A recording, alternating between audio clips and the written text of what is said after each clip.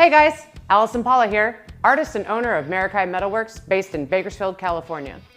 Today, I'm going to walk you through a step-by-step DIY art project using mild steel. So for this project, we're going to be using the basic shape of a heart to make a spring garden flower.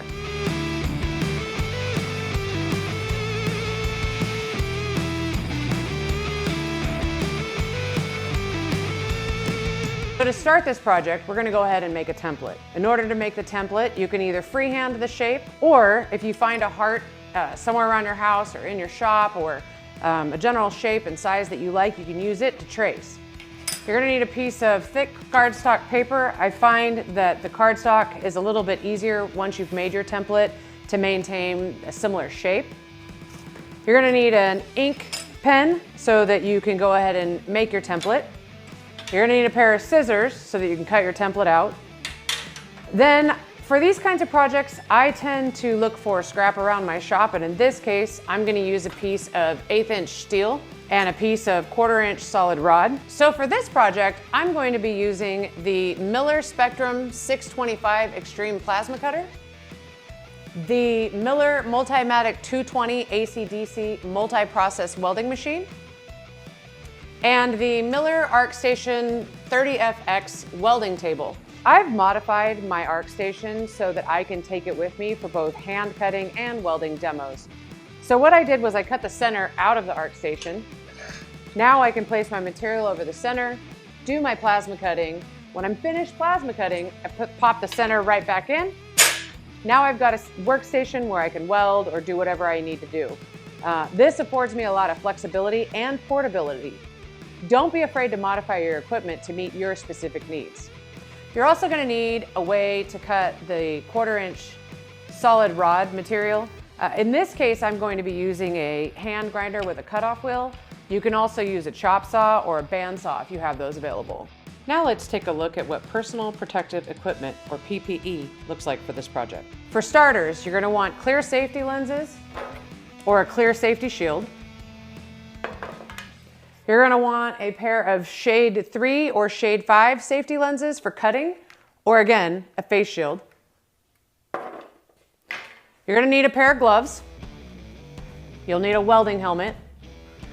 And then you're also going to need something to cover your chest and arms because you're always at risk for arc burns or grinding sparks or whatever. So it's always recommended that you wear long sleeves. So you either need to find a welding jacket, a pair of welding sleeves, a long sleeve shirt, preferably made from fire retardant material.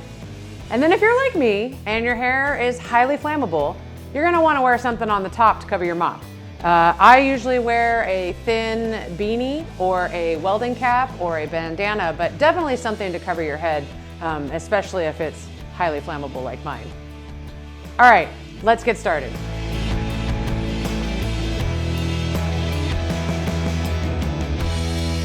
Making templates are really helpful if you're going to use the same pattern over and over for a project. In this case, we're going to reuse the shape of a heart. Remember, you're going to need a pen, a pair of scissors, a piece of stiffer paper or cardboard, and then you can either freehand the heart or you can go ahead and trace one that you find around the house.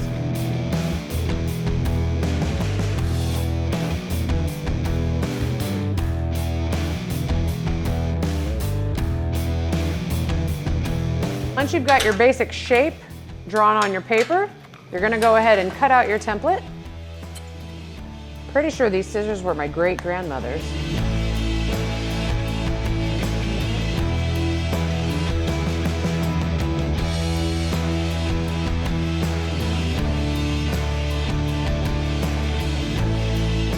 Whenever I'm using a template or cutting in general, I try to waste as little material as possible.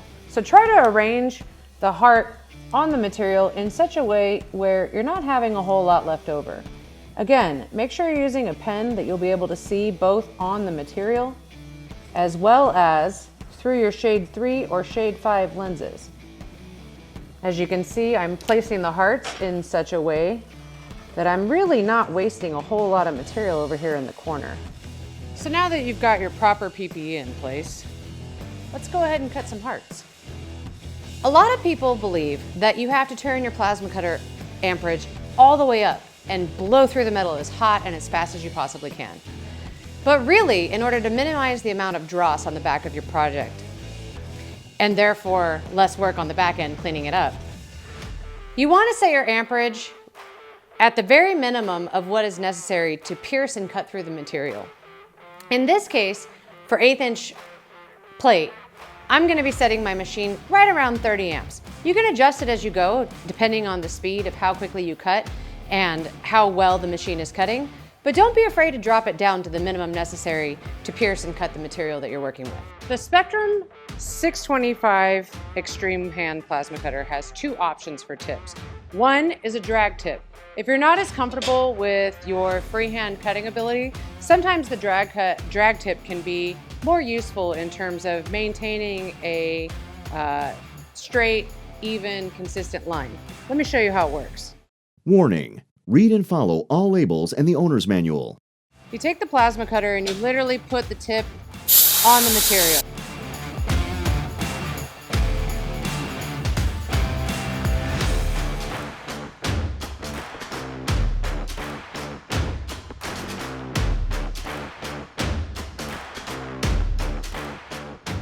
That's a drag tip. Another option, and my personal preference, is a non-dragging fine cutting tip. Now with this tip, you don't necessarily want to touch the consumable to the material because you're going to wear your consumables down a whole lot faster. You want to put it just a little bit above the material, as close as you can get without touching it. And then you're going to use your other hand to guide the process.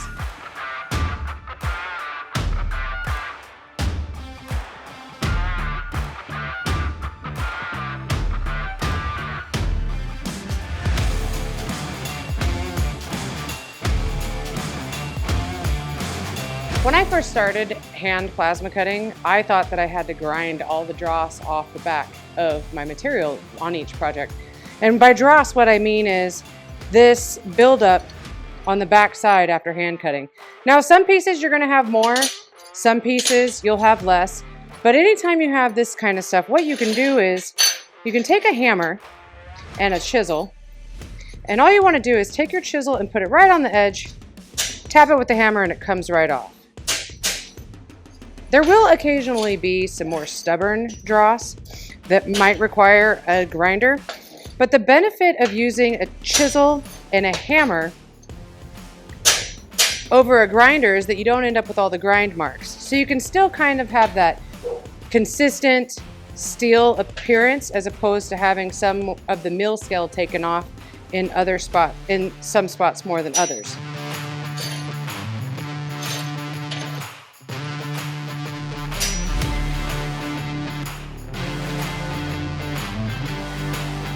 Okay guys, so now that you have your hearts cut and cleaned the way that you want them, we're gonna put them together to make the flower. So for the flower, you need 8 hearts. If you happen to cut out extra hearts, for example, I cut out an extra 3 or 4 hearts, and I took some of the less perfect ones and I'm gonna turn them into leaves. So let's start with the flower. First thing you're gonna do is arrange the hearts upside down. So back side up, whatever side you don't want to be showing on the front. And you're gonna organize them in a pattern that looks a little bit like a shamrock. All right, so now that you've got the basic shamrock shape, we're gonna weld in the back to put them all together. You're just gonna tack them together.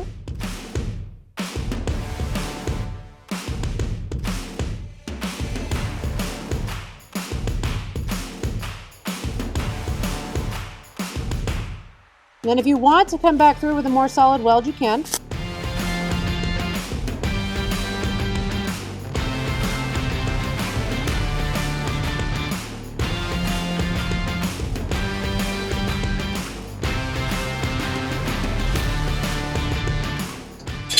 And there you have it.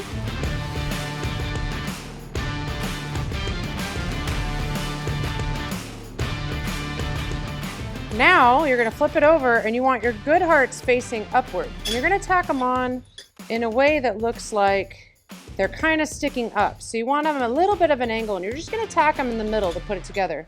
I like to set mine off a little bit, as you can see, so that it kind of, instead of being right on top, I mean, you can do it however you want, but I like more of the 3D look.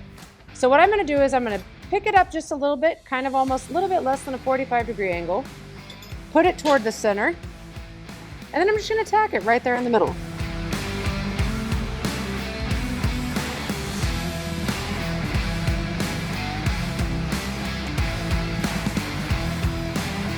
Just like that. I'm gonna repeat the process for the other 3.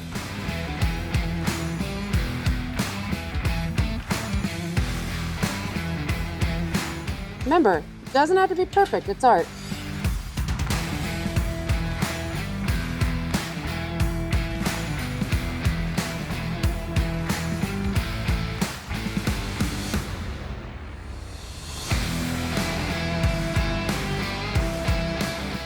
Now we're gonna add some texture in the center. I'm gonna start leaving my machine at the preset 1/8 inch setting. And I'm gonna weld a circle for like a base for the texture.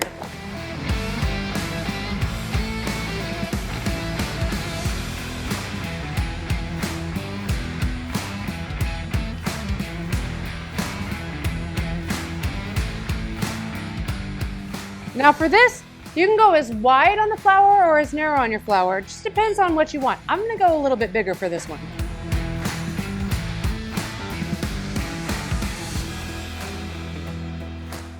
Now, as you can see, when you're welding to make the circle, I start wide and then I just kind of work myself all the way back in. And it makes kind of a nice, even weld. Now what we're gonna do is we're gonna add some texture. The way I like to add texture on flowers, like center flowers, where you want more of like a, you know how sunflowers have that like seedy kind of bumpy look? Now what you're gonna do is you're gonna drop your machine way down. For this one, I'm gonna drop it all the way down, lowest preset setting that this machine has. And from there, what I'm gonna do is it's almost like a series of little just like tacks.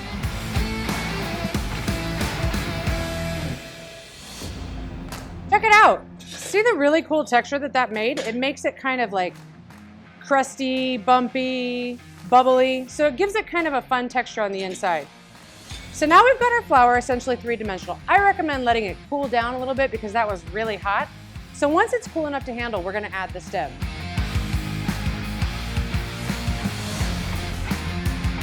So like I said, I like to use as much scrap for projects like this as I possibly can. So in this instance, I had some leftover stamped solid rod, 1/4 inch, from a vineyard grapevine that I had made.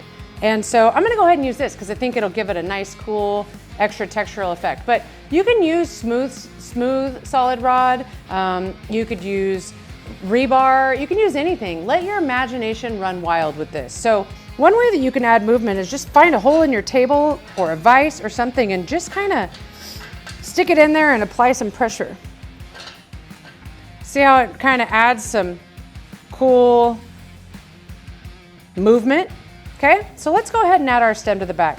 There is really no right way to do it. It's kind of just whatever you want your flower to ultimately look like. So I want mine to kind of look like it's a little bit gazing up at the sun. So I don't mind if the stem's offset a little bit from the back of the flower. And then what you can do is once it's tacked, you can pick it up and make sure it's the right look that you're going for. So see how mine kind of has a little bit of an angle? I like that, so I'm gonna keep going. I'm gonna go ahead and weld the stem on.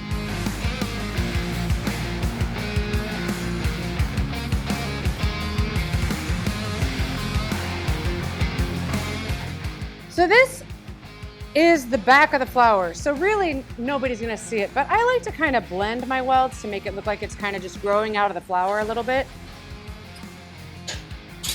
Now that you've got your flower, you can decide whether or not you want to put leaves on it. Maybe you want to put a stand. I'm going to go ahead and put a stand on this one. I didn't include this in the original materials list because the flower could simply, you could stick it in a pot, you could put it in the ground, you can add a stand to it. I'm going to go ahead and add this stand. And I'm going to set this flower kind of in the middle on the stand with it kind of going at an angle.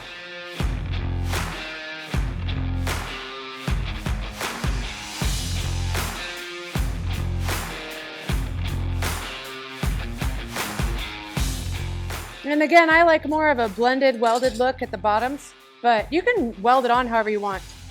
And I had some extra hearts, so I'm gonna go ahead and add some leaves. And I'm gonna set them a little bit off, not directly on line with each other, but maybe a little bit off like this. I'm gonna work from the back side of the flower because I don't really want my welds to be seen from the front.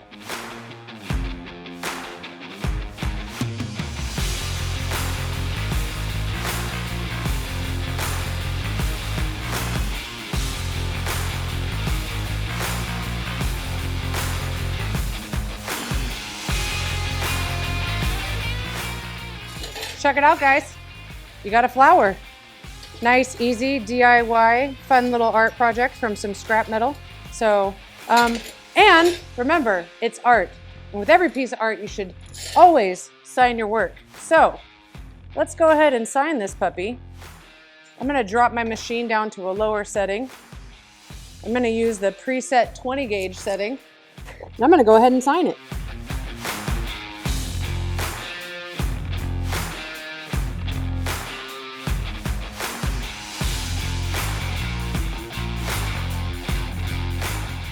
As you can see, you can draw with it, you can write with it, you can color with it, you can texture with it. Get creative with your equipment and your machines. You never know what you can do. Have fun creating.